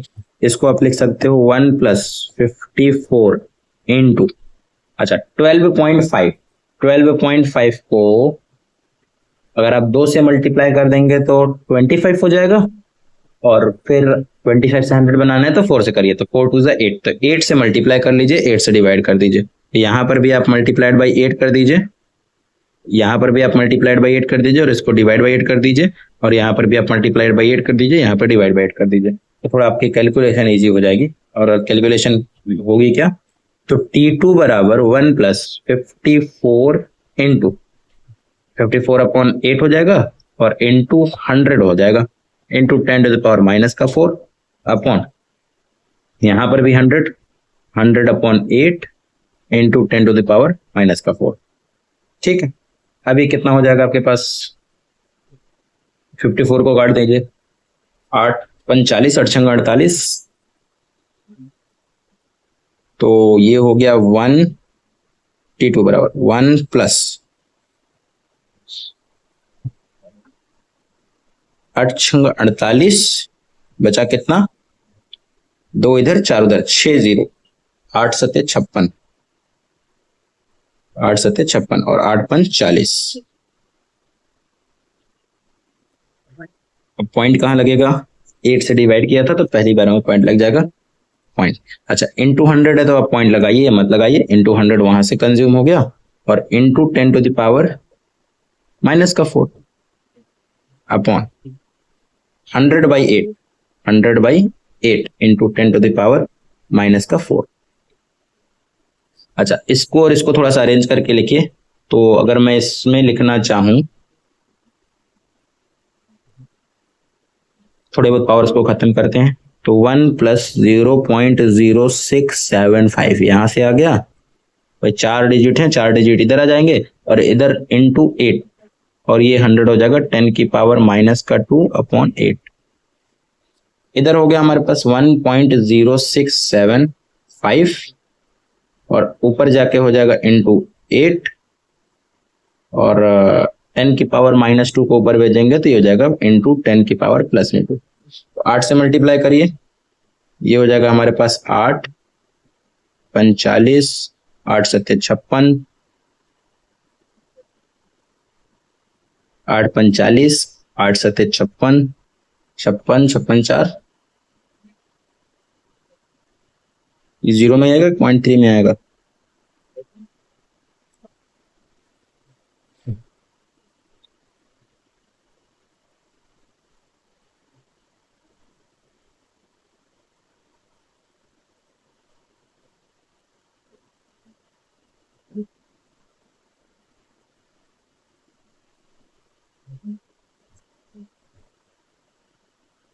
V1 आपने उधर जाके माइनस कर दिया, 1 प्लस अल्फा आ गया,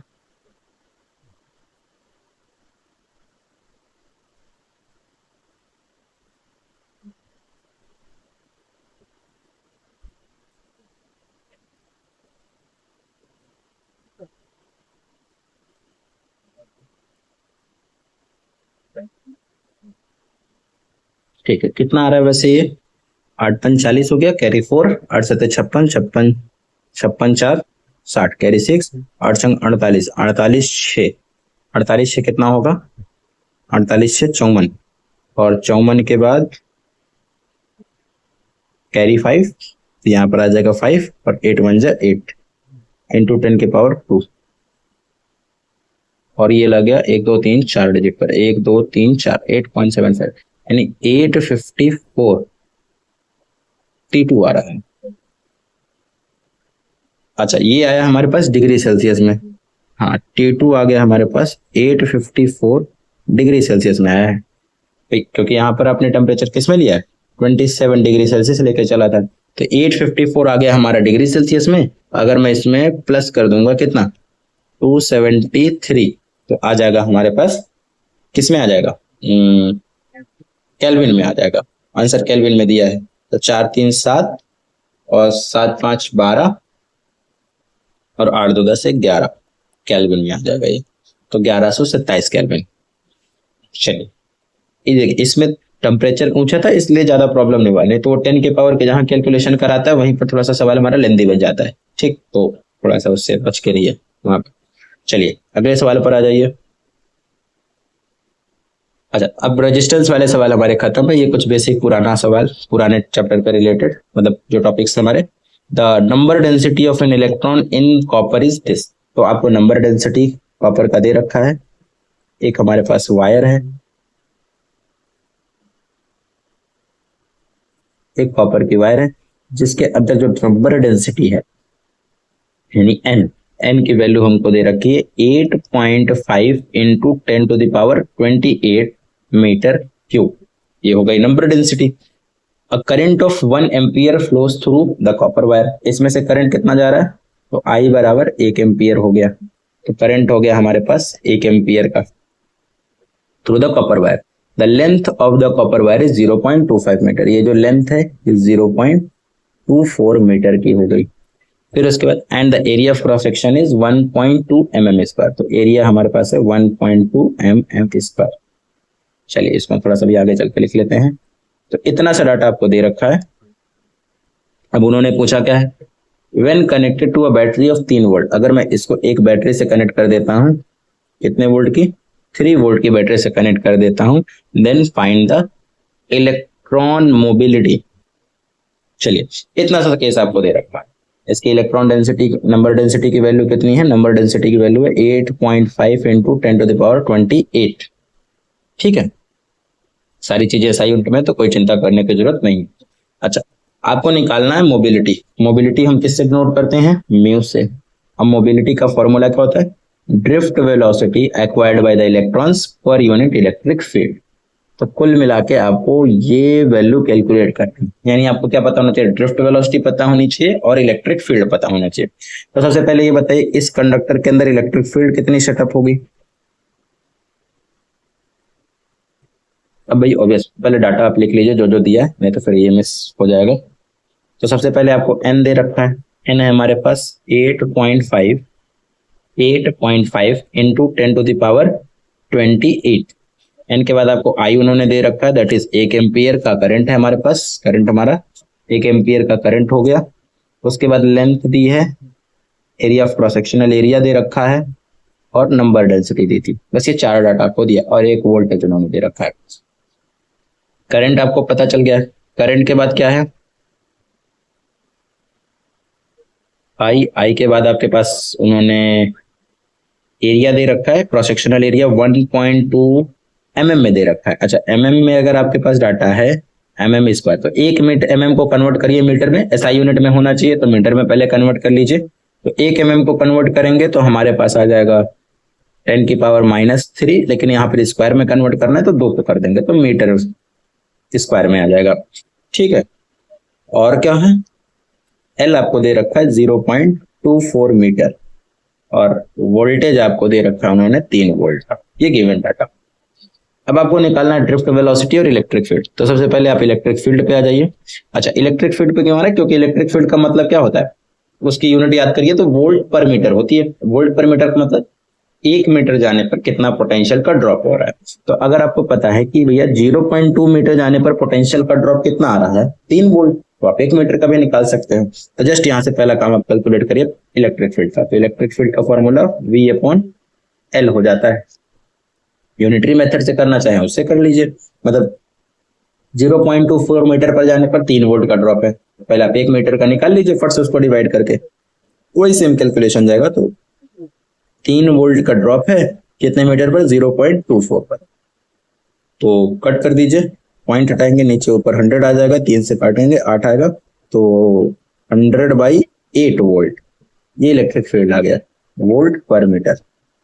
ठीक है, अब आपको बात बचा मेन समस्या ड्रिफ्ट वेलोसिटी निकालने का। तो ड्रिफ्ट वेलोसिटी के लिए में भी ये 3 इंफॉर्मेशन काफी होगी शायद। तो आपको पता है ड्रिफ्ट वेलोसिटी का फॉर्मूला क्या होता है, ड्रिफ्ट वेलोसिटी का फॉर्मूला करंट का आपको याद होगा NEAVD। यहाँ से आप VD की वैल्यू बता सकते हैं I/NEA, I/NEA, ये हमारा VD का फॉर्मूला हो जाएगा। अब इसी में आप वहां पे पुट करके कैलकुलेशन सॉल्व कर दीजिए। तो हम जस्ट इसी पे रख के सारी वैल्यूज को सॉल्व कर लेते हैं। तो VD हो गया हमारे पास I/NEA NEA, और जो आपने इलेक्ट्रिक फील्ड निकाल के लाई है वो है 100/8। तो डिवाइड में है तो डिवाइड यानी 100/8 यहाँ पे। अब वैल्यूज का सब्स्टिट्यूट कर दीजिए, डायरेक्ट आपको मोबिलिटी ही मिल जाएगा यहाँ से। तो I इज इक्वल टू, इसको साइड में कर देते हैं थोड़ा सा, ठीक है।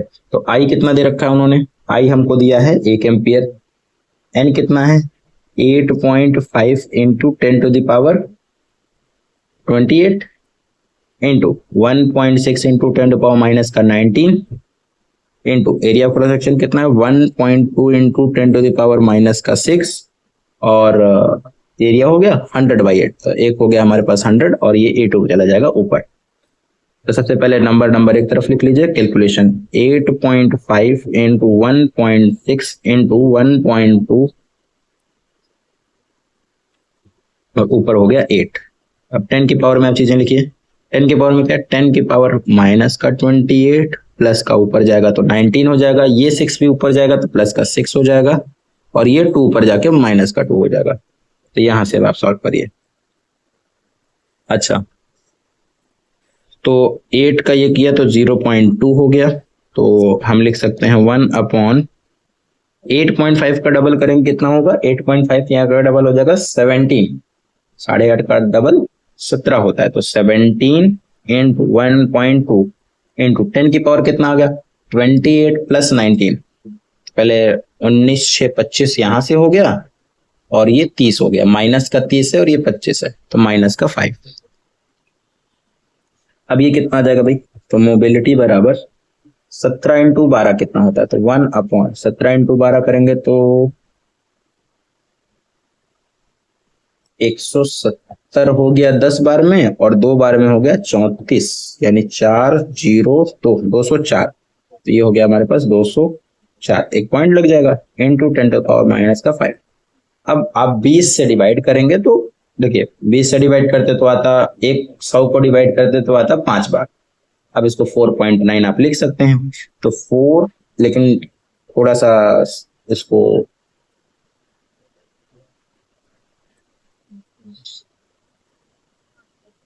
एक सेकंड, यहाँ जब आप मल्टीप्लाई करेंगे तो 17, हाँ 17 तो ठीक है, लेकिन 0.2 से किया था ना तो 1.7 आएगा, तो ये हमारे पास यहाँ पॉइंट नहीं लगता है, यहाँ पर पॉइंट लगेगा। तो जब आप इसको डिवाइड करते हैं, अगर 2 होता तो एग्जैक्ट 0.2 आ जाता, लेकिन अब 2 से थोड़ा सा जाता है तो इसको आप 0.49 लिखिए, 0.49 इंटू 10⁻⁻5। एक डिजिट और स्टैंडर्ड फॉर्म में नोटेशन में लिखने के लिए कर दीजिए, तो 4.9 इंटू 10⁻⁻4। हमने वैल्यू को बढ़ाया है तो पावर घटाएंगे, -6 हो जाएगा, ठीक। यूनिट क्या आएगी मोबिलिटी की, तो ये था ड्रिफ्ट वेलोसिटी, यानी मीटर पर सेकेंड। ड्रिफ्ट वेलोसिटी हमारा क्या होता है, मीटर पर सेकेंड, और पर यूनिट इलेक्ट्रिक फील्ड, तो नीचे है वोल्ट, तो वोल्ट पर मीटर होता है इलेक्ट्रिक फील्ड का, लेकिन उल्टा करेंगे तो वोल्ट इनवर्स मीटर हो जाएगा। तो हमारे पास आ गया ये meter square, volt inverse and second inverse, ये यूनिट हो गई आपके पास मोबिलिटी की। चलिए अगला क्वेश्चन पे आते हैं। नेक्स्ट क्वेश्चन क्या कह रहा है आपसे, हमारे पास है एक सवाल जिसमें इन्होंने क्या कह रखा है, गिवन चीजें पहले लिखिए, सवाल को पढ़िए और गिवन डाटा लिखिए। अ 10 coulomb of charge flows through a wire in 5 minute. तो एक हमारे पास वायर है, इस वायर से कितने कूलम्ब का चार्ज पास हो रहा है, तो 10 कूलम्ब का चार्ज हमारा पास हो जा रहा है, और समय लग रहा है हमको हमारे पास 5 मिनट। 5 मिनट के समय में 10 कूलम्ब का चार्ज पास हो रहा है। The radius of the wire is 1 mm। इसका जो रेडियस है यानी आर, क्रॉस सेक्शनल एरिया का जो रेडियस है वो हमारे पास है 1 mm। 1 mm इट कंटेन्स 5, यानी n की वैल्यू आपको दे रखा है, इट कंटेन पर मीटर क्यूब है ना, पर सेंटीमीटर क्यूब है, तो 5 इंटू 10⁻22 इलेक्ट्रॉन्स पर सेंटीमीटर क्यूब, तो सेंटीमीटर क्यूब है। अगर मुझे सेंटीमीटर को पहले तो लिख लेते हैं डाटा, फिर कन्वर्ट करेंगे सभी को। चलिए यहाँ पर हम सारे गिवन डाटा को एक बार लिखते हैं। n हमको कितना हो गया 5, एक सेकंड, ये जो सेंटीमीटर क्यूब है ये पर सेंटीमीटर क्यूब है ना, हाँ इस पे थोड़ा सा अंडरलाइन करिएगा, पर सेंटीमीटर क्यूब दिया है, इस पे गड़बड़ी मत कर दीजिएगा यूनिट में। कि वहां पर आप सेंटीमीटर लिख के चले आइए, फिर गड़बड़ हो जाएगा। तो इसको आप लिख सकते हैं 5 इंटू 10 की पावर 22, और ये सेंटीमीटर की पावर -3 है। तो सेंटीमीटर क्यूब तो डिवाइड में, तो अगर आपको सेंटीमीटर क्यूब में बदलना है तो आप सेंटीमीटर क्यूब को देखिए, पहले तो हमारे पास लिखा 1/सेंटीमीटर क्यूब। अगर आपको सेंटीमीटर क्यूब को मीटर क्यूब में बदलना है तो बस नीचे ही आप इसमें कर दीजिए मल्टीप्लाई, तो मल्टीप्लाई बाई 1/10 की पावर। देखिए, अब वैसे तो आप 100 करते हैं सेंटीमीटर को मीटर बदलने के लिए, लेकिन इस बार सेंटीमीटर क्यूब है तो इसका भी क्या कर देंगे, क्यूब कर देंगे। तो क्यूब करने से क्या होगा, 10 की पावर हमारी मीटर में हो गया। ये हो गया हमारे पास मीटर का क्यूब। अच्छा डिवाइड करते हैं, सॉरी, सेंटीमीटर क्यूब से मीटर में जाने के लिए डिवाइड करते हैं, तो 10 की पावर -3 जाएगा और 100 की पावर -3 हो जाएगा। तो यहाँ से वैल्यूज आप सीधे लिख लीजिए। ये वैल्यू हो जाएगी हमारे पास 5 इंटू 10 की पावर 22 है, और नीचे से आएगा 10 की पावर 100 की पावर, तो 100 है तो 10 लिखेंगे तो उसका 6 हो जाएगा, माइनस का 6 नीचे, ऊपर जाकर प्लस का 6 हो जाएगा।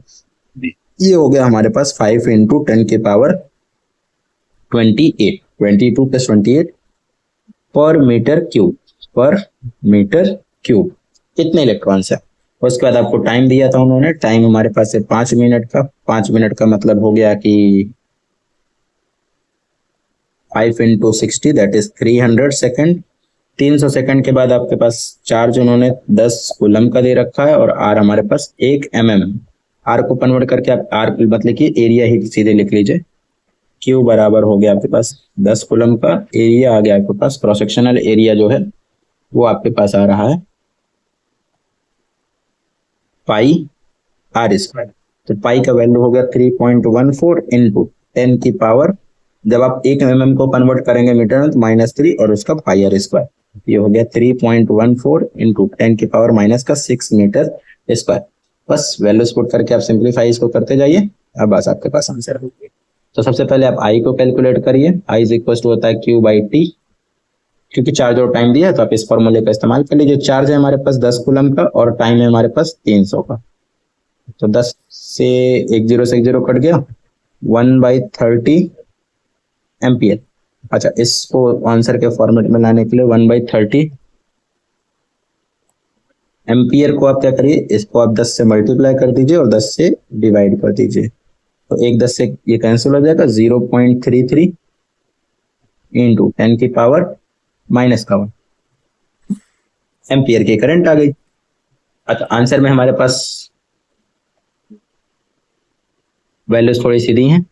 हाँ, ये वैल्यू क्या हो जाएगी, स्टैंडर्ड फॉर्म में लिखिए तो 3.33 इंटू 10 की पावर -1 एम्पियर, -2 हो जाएगा, क्योंकि आपने देखिए अगर आपने मैग्नीट्यूड को बढ़ाया तो पावर घटाएंगे, तो -1 एक बार और करेंगे तो माइनस का क्या हो जाएगा, 2 हो जाएगा। ये आपका आंसर हो गया। चलिए, अब इसके बाद आप आ जाइए दूसरे वाले पार्ट पर, जो सेकंड चीज हमें कैलकुलेट करनी थी। सेकंड वाली चीज क्या कैलकुलेट करनी है, इसकी ड्रिफ्ट वेलोसिटी। तो आपको फॉर्मूला पता है, I = NEAVD। तो ड्रिफ्ट वेलोसिटी यहां से आप निकाल सकते हो, दैट इज I/NEA। आई की वैल्यू 3.33 इंटू 10⁻⁻2 अपॉन एन की वैल्यू है आपके पास, ये यहाँ पर आपने एन की वैल्यू निकाल रखी है 5.5 इंटू 10⁻28 इंटू ई है 1.6 इंटू 10⁻⁻19, और एरिया ऑफ क्रॉस सेक्शन अभी आपने निकाला है 3.14 इंटू 10⁻6। नंबर सब एक तरफ लिखिए, पॉइंट वाले वैल्यूज को एक तरफ कर दीजिए, कैलकुलेशन आपको आसान लगेगी थोड़ी सी। 1.6 इंटू 3.14 इंटू 10 की पावर -2 माइनस का 28 प्लस का 19 और प्लस का प्लस है नीचे, ऊपर जाएगा तो ये माइनस है ना, ठीक है, ये माइनस है, यहाँ पे है कि माइनस का वैल्यू का, तो माइनस वाला है, ऊपर जाएगा तो प्लस का हो जाएगा 6। ठीक, कितना आ रहा है ये 3.33। ये हो गया हमारे पास 12×5 = 80, तो ये हो गया आपके पास 8 इंटू 3.14, और ये लगभग आ जाएगा 10 की पावर 28 - 2 करेंगे तो 30 होगा, और 19 6 25 यानी -5 आ रहा है। 9 6 15, 25 प्लस में है, और 28 और 2 ये 30 प्लस का 30 बन रहा है। माइनस का 30 बन रहा है, तो घटाएंगे तो माइनस का 5 आ जाएगा। अच्छा 3.14 से 3 पॉइंट कटेंगे तो 1 पॉइंट समथिंग आएगा। तो रफ एस्टिमेट 1 ले लेते हैं, थोड़ा सा कैलकुलेशन जल्दी हो जाएगा। 1/8 इंटू 10 पावर माइनस का 5। 1/8 कितना होता है, दैट इज 0.10 हो गया। 1 2 बचा, 8 दूनी 16, 5 into 10 to the power minus का 5। इसका थोड़ा सा स्टैंडर्ड फॉर्म में लिखे तो 1.25 into 10 to the power minus का 6 वेलोसिटी है ना, मीटर पर सेकंड। तो ये देखिए काफी कम ऑर्डर किया है। अच्छा इसको आंसर थोड़ा सा अगर हम एग्जैक्ट मैच करने जाएंगे तो हमने चूंकि वैल्यू ऊपर वाली थोड़ी कम की है तो आंसर थोड़ा कम आएगा। तो 1.25 की जगह 1.32 वहां था, तो ये आंसर नियर अबाउट सही है, इसमें से कोई प्रॉब्लम नहीं है। ये वेलोसिटी का हो गया मीटर पर सेकंड।